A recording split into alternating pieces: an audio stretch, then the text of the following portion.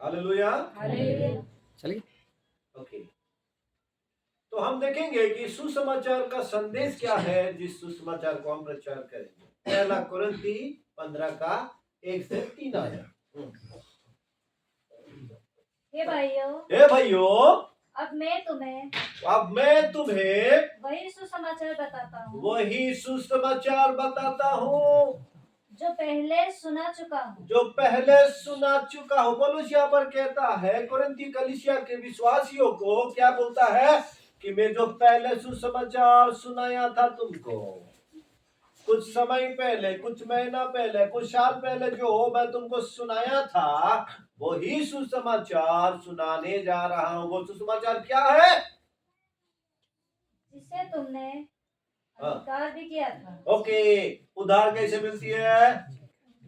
उधार कैसे मिलती है? मुंह से अंगीकार, मन में विश्वास, और जिसमें तुम स्थिर भी हो। ओके, उधार पा करके स्थिर हो। उसी के द्वारा तुम्हारा उद्धार भी हुआ है। यदि उस समाचार को जो मैंने तुम्हें सुनाया था ओके, स्मरण रखते हो, नहीं तो तुम्हारा विश्वास करना वृथा है। तुम 5 साल पहले कलीसिया में आ गए थे, और तुम 10 साल पहले कलीसिया में आ गए थे, इवन तुम पास्टर भी बन गए हो, परंतु वो सुसमाचार में अभी बैठा नहीं है, स्थिर नहीं है, खड़ा नहीं है। अभी तुम्हारा दिमाग दूसरे तरफ चल गया है, तो तुम्हारा विश्वास करना। आप कहोगे मैं 20 साल पहले प्रभु में आ गया बोलने से कुछ फायदा नहीं, और 20 साल पहले मैं सेवक बन गया बोलने से भी कुछ फायदा नहीं। और तब फायदा होगा जब वो सुसमाचार में 20 साल पहले जैसे खड़ा था, अभी भी अगर मैं खड़ा रहूंगा। बताइए, आगे बढ़िए। इस कारण मैंने सबसे पहले तुम्हें वही बात पहुंचा दी जो मुझे पहुंचानी थी। ओके, पौलुस यहाँ पर कहता है कि सबसे पहले वही बात पहुंचा दी। क्या बोलता है वो? जो मुझे पहुंचानी थी। सबसे पहले पहुंचा दी। आगे बढ़ो। जो मुझे पहुंचानी थी कि पवित्र शास्त्र के वचन के अनुसार यीशु मसीह हमारे पापों के लिए, पवित्र शास्त्र के वचन के अनुसार यीशु मसीह हमारे पापों के लिए मर गया। ओके, और गाड़ा गया। और पवित्र शास्त्र के अनुसार तीसरे दिन जी उठा। वही है सुसमाचार। हालेलुया। किसके द्वारा, किसके अनुसार? पवित्र शास्त्र के अनुसार। हमारे लिए पवित्र शास्त्र में कितना पुस्तक है? 66 पुस्तक है।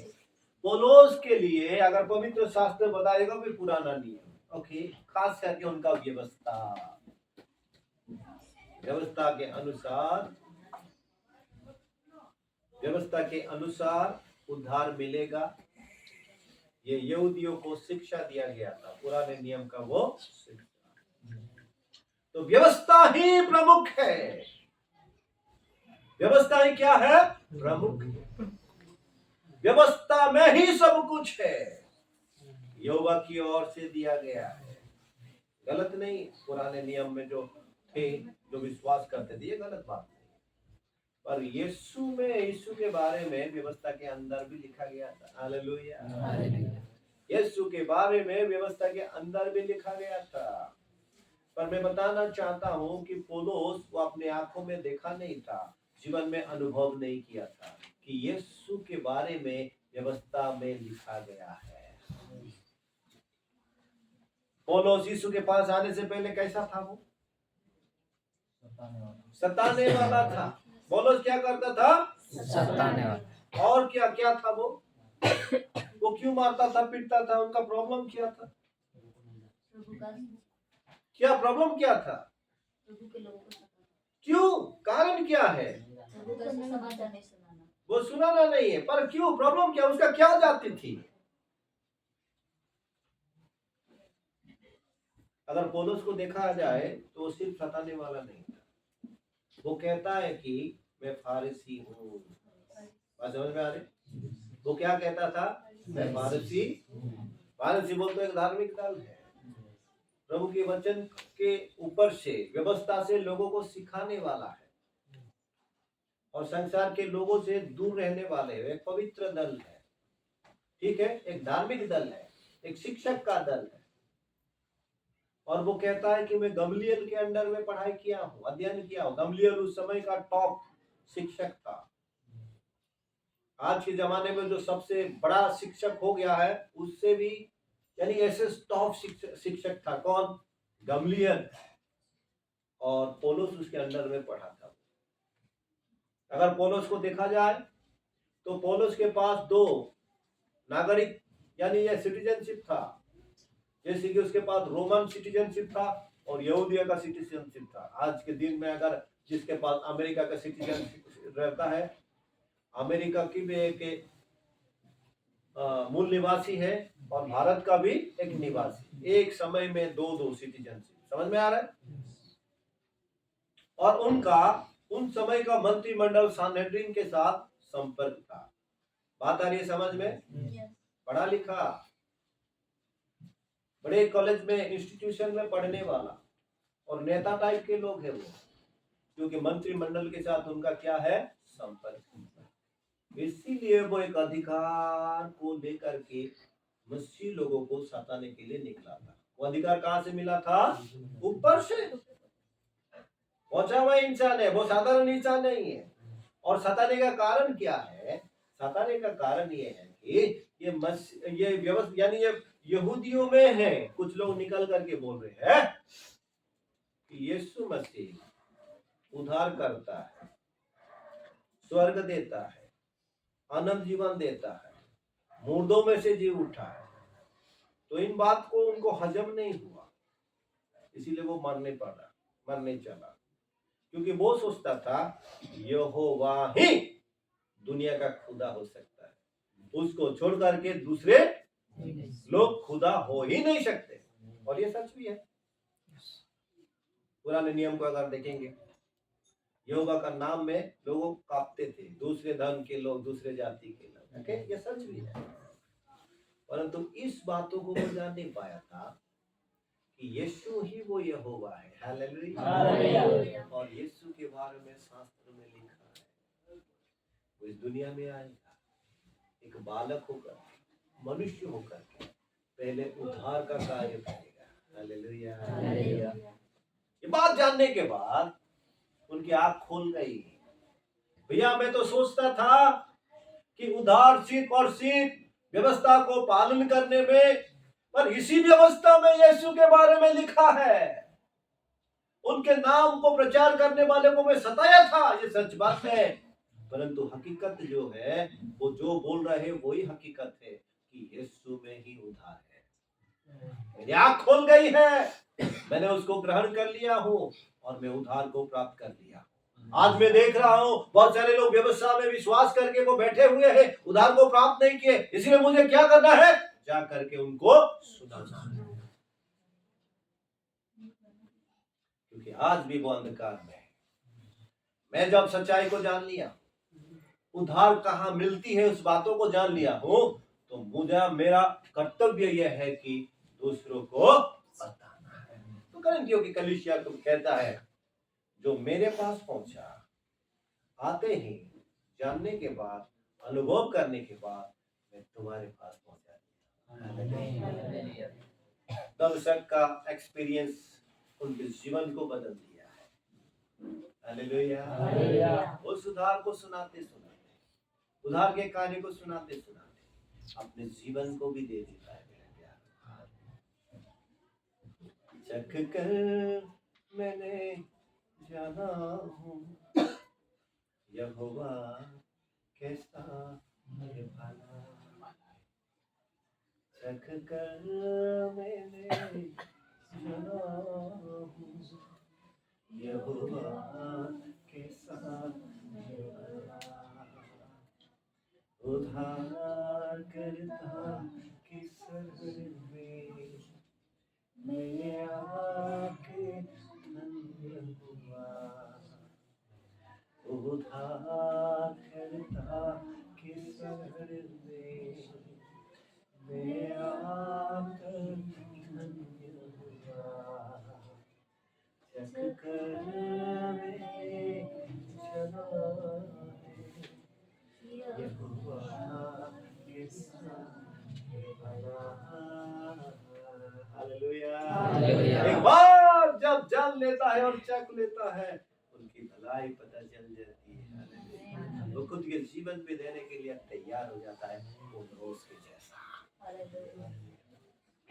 एक समय था, थोमास को कहते हैं कि वो संदेह करने वाला है। भारत जैसा देश में आया, जहाँ पे संपूर्ण रीति से देवी देवताओं को मानने वाला देश, उनके सम्मुख में मृत्यु थी, उनके सम्मुख में भूख था, उनके सम्मुख में सताव था, उनके सम्मुख में विपत्ति था, उनके सम्मुख में कठिनाई था। परंतु उसको चखने के बाद वो सारी समस्या, दुख, तकलीफ, मृत्यु को अपना लिया, उद्धार के बारे में प्रचार करते गया और अंत में अपने जीवन को भी दे दिया। बहुत ही भला है। हालेलुया। हालेलुया। आजा उसे तू चख ले, चख कर देख ले। आओ उसको चखो, देख लो और दूसरों को बताओ। पढ़ो।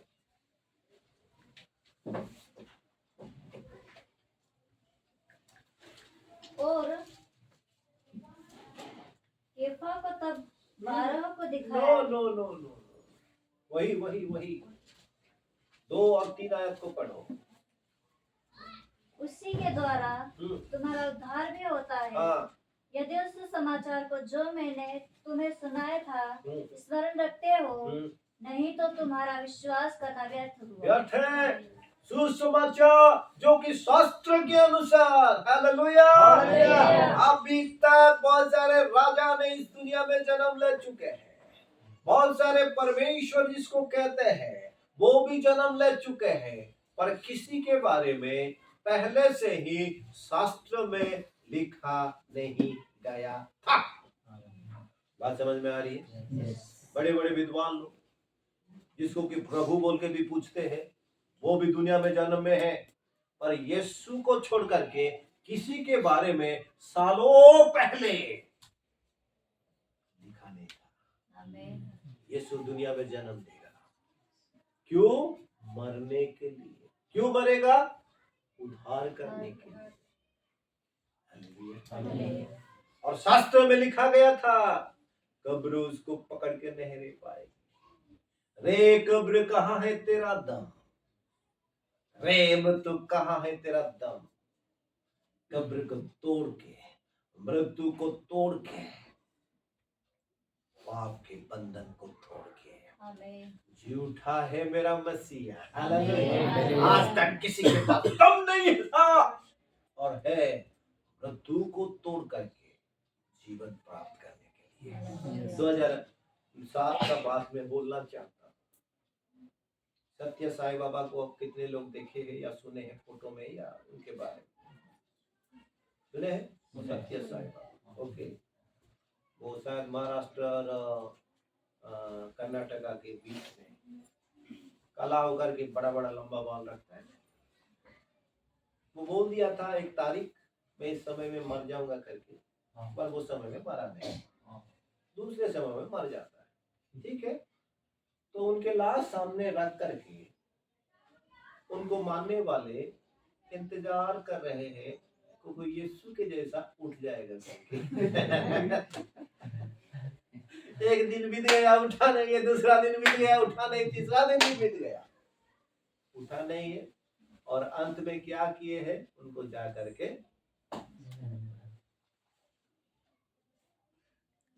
किसी के पास दम नहीं।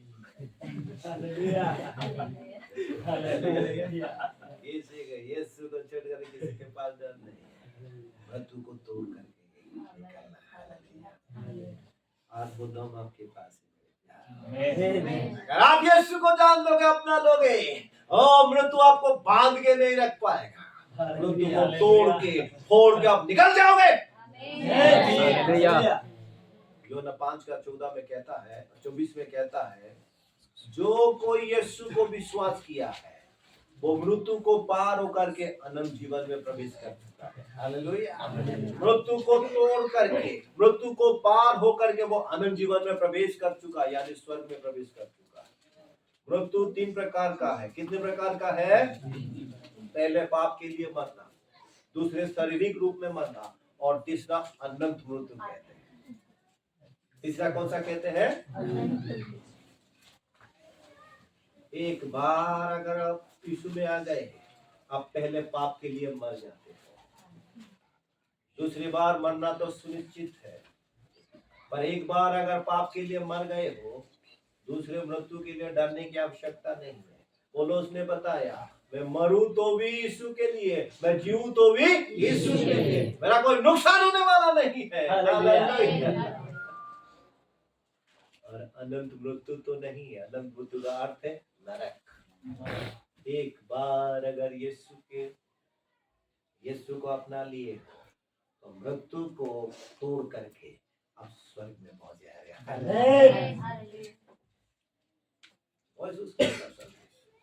हमको बताना है।